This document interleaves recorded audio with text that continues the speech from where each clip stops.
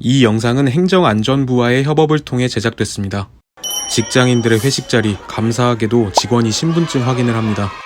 그런데 잠깐만, 야 이거 누구냐? 야 이 정도면 거의 특수분장 수준인데 이걸로 본인 인증이 됐다고? 알바생한테 사기를 쳐놓고도 아무렇지 않다는 듯 뻔뻔한 만두를 보면서 생각했습니다. 요즘처럼 개인정보가 막 돌아다니는 시대에는 자비 없는 철저한 신분증명이 필요한 것 아닐까. 특히 술, 담배를 구매할 때 성인 인증이나 범죄에 사용될 수도 있는 위조 및 도용 등에는 더 철저한 검증이 필요할 것 같은데, 이렇게 신분증에다가 위조한 사진을 넣어두고도 본인 인증을 할 수 있다니 이건 뭔가 잘못됐다. 신분증의 개인정보를 악용하는 악당, 그리고 신분증 위변조 범죄자들을 떨게 할 오늘의 이야기. 신분증명에 대한 교양만두 시작합니다. 아시는 것처럼 조선시대에는 신분 확인을 위한 호패라는 것이 있었습니다. 대략 이렇게 생긴 신분증으로 직업과 계급을 분명하게 적어서 그에 맞는 신분을 증명하기 위한 수단이었죠. 16살 이상의 남자만 차고 다닐 수 있는 이 호패의 앞면에는 이름과 신분, 나이가 적혀 있고 뒷면에는 발행한 연도와 관청의 낙인이 들어가 있고요. 계급별로 이 호패를 만드는 재료가 달랐습니다. 고위 관료는 상아로, 하급 관리는 황양목이라는 고급 목재로, 일반 백성은 아무나무로 만들어야 했죠. 거기다가 일반 백성은 나라에서 만들어주는 것이 아니라 본인이 직접 만들어서 차고 다녀야 했고, 글자를 모르는 일반 백성은 호패 전문점에서 자비로 제작해야 했습니다. 게다가 양반들의 호패에는 간단히 이름과 나이만 적힌 반면 일반 백성은 얼굴에 뭐 특이한 점이 없는지까지 적어야 했고, 노비의 경우는 주인집 주소는 물론 키가 몇인지, 얼굴이 무슨 색인지, 수염이 있는지 없는지까지 적혀 있었습니다. 최대한 자세하게 신상을 적어서 백성들이 세금을 피하지 못하게 하고 군역과 요역 등을 효율적으로 관리하기 위해서였죠. 이 호패를 가지고 다니지 않거나 남한테 빌려줬다가는 곤장을 맞았고요. 위변조할 경우에는 사형에 처하기도 했습니다. 거의 500년 동안 유지됐던 이 호패는 갑오개혁 때 와서야 폐지됐죠. 시간이 흘러 1950, 60년대를 거치면서는 반공주의가 국가 운영의 원칙이 되면서 각 경찰서에서 키와 혈액형, 거주지가 적힌 도민증을 발급했습니다. 그러다가 1968년 간첩의 색출과 범인 체포 등 국가 안보와 치안 유지를 위해서 사람마다 고유의 번호가 붙은 주민등록증이 당시 박정희 대통령에게 처음으로 발급됐죠.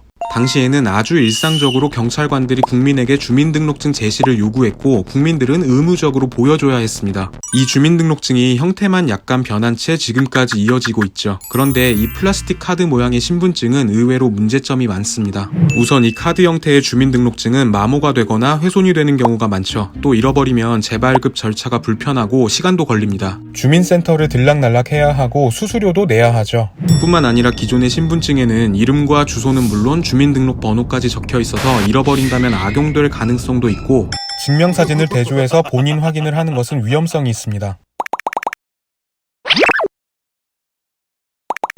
앞으로 이런 플라스틱 카드 형태의 신분증은 들고 다니지 않아도 됩니다. 신분증이 스마트폰 안으로 들어가게 되는 건데요. 행정안전부는 디지털 뉴딜 사업의 일환으로 지능형 AI 정부를 추진하면서 디지털 신분증을 상용화할 계획입니다. 2020년 모바일 공무원증을 시작으로 2021년에는 모든 국민의 운전면허증을 디지털화할 수 있는 것이죠.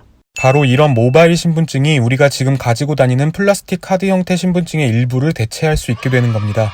어차피 스마트폰도 가지고 다녀야 하는 것은 마찬가지인데, 이 모바일 신분증 정확히 뭐가 좋은지 알아야겠죠. 먼저 디지털 신분증에는 사진 외에 주민등록번호나 주소지 등 주요한 개인정보는 들어있지 않습니다.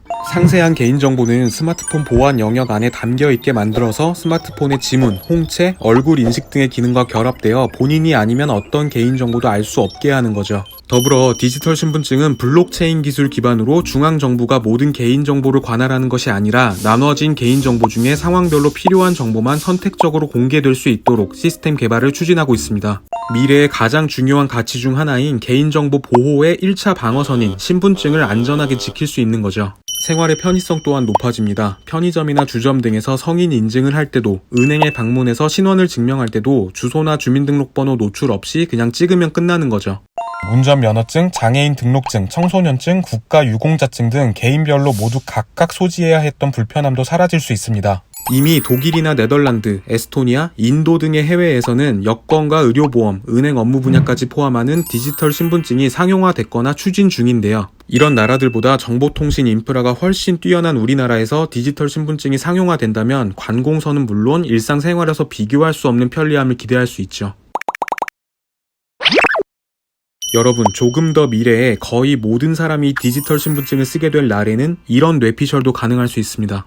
코로나 같은 팬데믹 상황이 발생할 때에는 자판기에서 디지털 신분증으로 나를 증명하고 마스크나 필요용품을 24시간 비대면으로 구입할 수 있지 않을까요? 혹은 몸이 아파서 병원에 갔는데 디지털 신분증 인증만으로 내 건강이나 진료에 대한 기록이 바로 의사한테 전달되어서 더 빠르고 정확한 건강 관리가 가능해지지 않을까요? 또는 자율주행차를 이용할 때 디지털 신분증만 찍으면 운전면허 소지 여부가 바로 확인되고 비용까지 한 방에 결제되는 그런 날이 오지 않을까요? 무엇보다 과한 뽀샵 때문에 어렵게 신분을 증명해야 할 일이 없어지지 않을까요? 디지털 신분증과 인공지능이 이 어려운 짓을 좀 멈춰줬으면 좋겠습니다. 교양 만두였습니다.